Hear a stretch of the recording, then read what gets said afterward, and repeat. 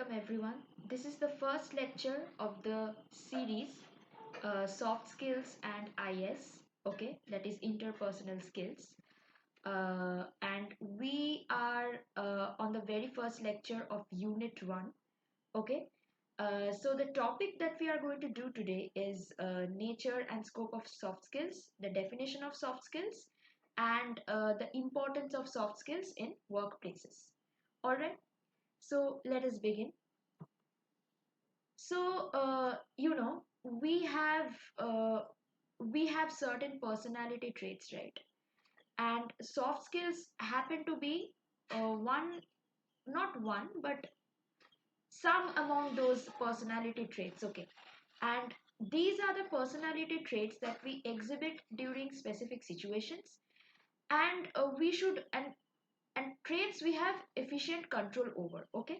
So this is altogether the personality traits and the control that we have over them, or the control that we exercise over them during certain situations, is referred to as soft skills, okay? Now, soft skills of course include interpersonal skills and communication skills as two of its primary categories. Now, soft skills are an important criteria which employees look for in the potential candidates whom they are going to recruit. All right.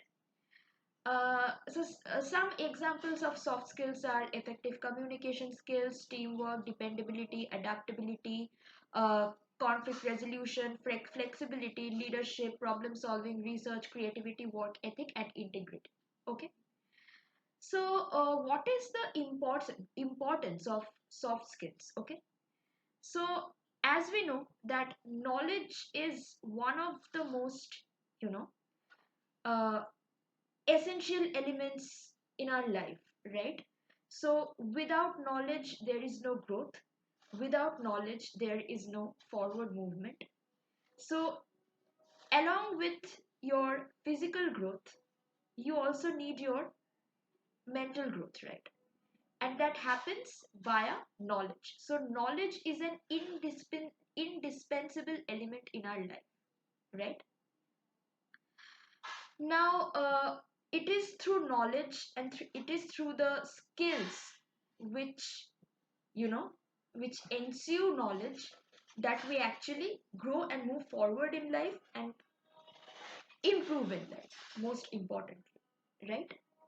So, uh, we see that knowledge, of course, as we know, uh, you know, when you are when you are, when you are given admission to a particular school or a college, so what we do is that we tend to associate knowledge with, you know, with bookish, with we tend to associate knowledge with bookish knowledge, right? With the words which are printed on the books and the words that you learn, right? But we have to keep in mind that knowledge extends beyond books towards manners, way of speech, and gestures in the world outside. And more importantly, this is of course relevant for you all, within the realms of work space, right? So, knowledge, as we know, it extends beyond your, you know, books, okay? So, as we see, like when you take admission into an engineering college, you have certain expectations from that college, right? As in, you expect to, gain knowledge. You expect your professors to impart knowledge to you, and you expect to be enlightened, and you expect to be educated, so that you reach the immediate goal, that is, when the recruiters come on campus, when the companies come on campus for the purpose of recruitment, you can use and you can employ that knowledge to actually, get the job that you desire, right? So this is the immediate goal that you all have right now at this point of time in your life, right? Now, in order to, in order to achieve that purpose of getting into a job, you know that whatever knowledge and whatever knowledge that you gain during your course in college, and whatever skills that you hone during this time, that you have to efficiently execute that, so that you can actually get that job, right?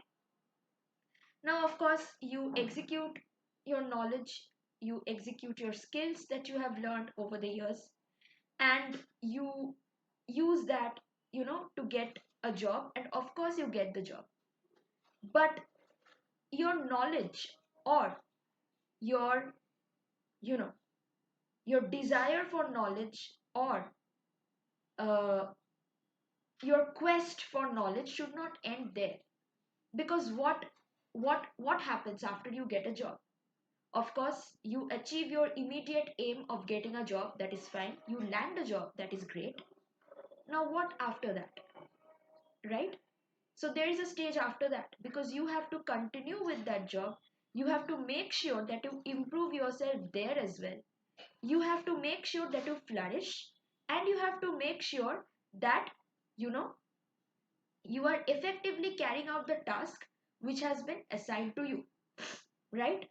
And as you of course might be knowing, that when you are recruited, you are not just recruited as an individual member. Of course you're recruited as an individual employee, but you are put in a team of other people, right?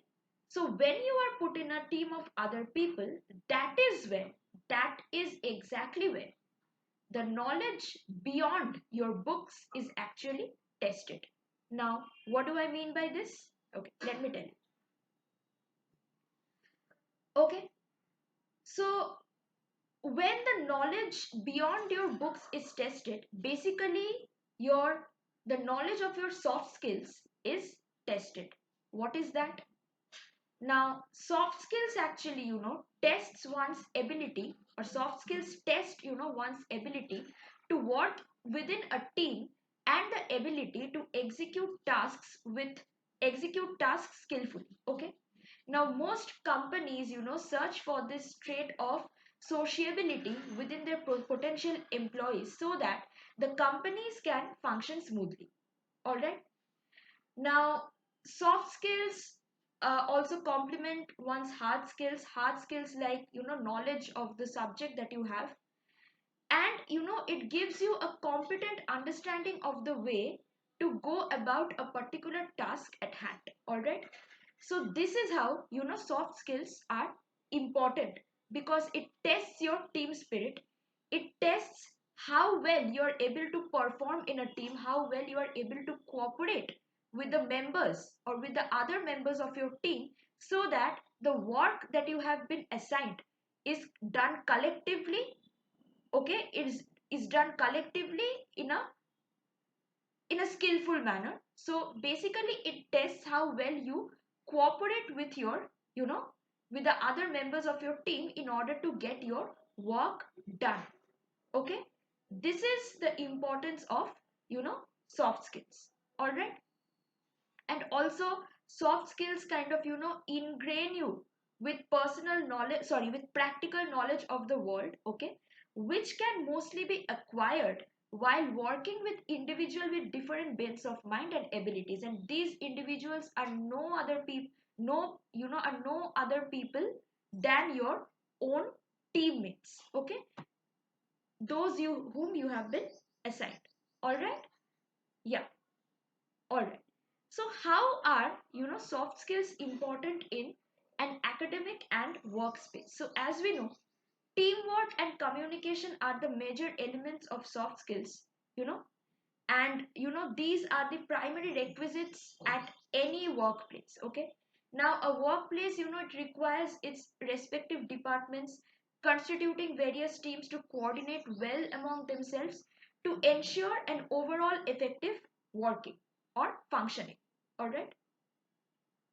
Now, in order to achieve this, team spirit among each member of the organization, as I told you, as well as proper ways of communication are indispensable. So, in order to have, an effective working of the organization that you are a part of, team spirit is extremely, extremely important.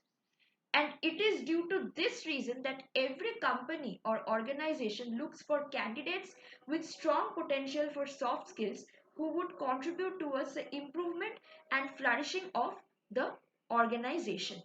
Alright?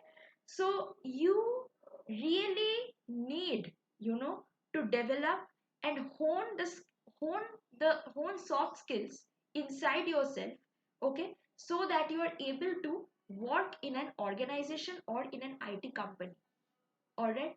So by the end of this lecture, I hope you have actually understood, you have actually understood that only hard skills like knowledge of the subject will not do.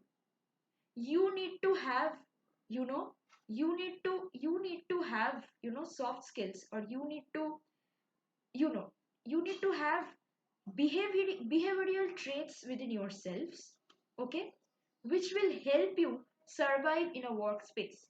Now suppose you go into an IT company today, you get recruited, and you feel that okay fine, I'm an introvert by nature, so I'm not going to interact with anybody. I'm just going to work on my own and that's it. I won't interact and cooperate and coordinate with anybody. I'll just work on my own. That is the most, that is the most pertinent mistake that you will be making, okay? Because an organization doesn't mean that there is only one employee that they are, actually using or making use of. An organization is made of multiple employees, okay, categorized into multiple teams, and you are a part of the team as well. So by virtue of being a part of a team, you have to, you need to, you know develop this team spirit within yourself, okay, where despite your own individual opinions which might differ from other people's opinions of your team, you are finding out a way to cooperate with them and coordinate with them and get your work and task done effectively, okay. And this will actually, open more scope for improvement for you in future, okay.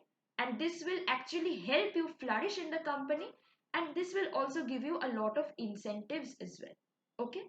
So soft skills, it is not just that you have to kind of, hone it just for the sake of, just to survive in a workspace or workplace or in an academic space, but you also need to hone these skills so that, even in life, even in specific situations of life, you are able to, handle that situation well through your, you know through the behavioral traits that you have, through your ability to socialize, through your ability to maturely socialize, and through your ability to understand other people's points of view.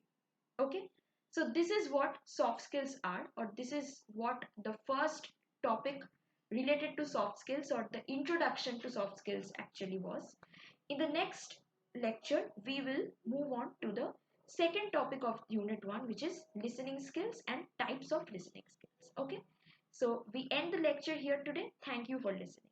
Thank you, everyone.